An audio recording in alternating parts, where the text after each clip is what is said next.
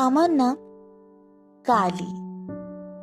গায়ের রং কালো বলে জন্মের সময় আমার ঠাকুমা বলেছিল, বাবা গো, এ যে একেবারে মা কালী।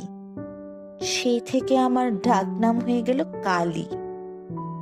মা ভালো নাম রেখেছিল, শ্যামা। আমার মাস্টার ডিগ্রি পাশ, শিক্ষিত, বেকার।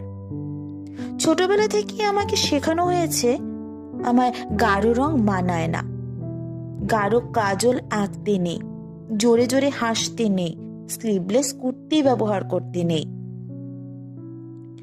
এখন আমার বয়স 23 বছর। ঠাকুমার নিদান কালো মেয়েকে পার করার জন্য জোর কদমে সম্বন্ধ খোঁজা শুরু কর। আজ আমি ভীষণ উত্তেজিত, একই সঙ্গে প্রচন্ড রকম টেন্সড।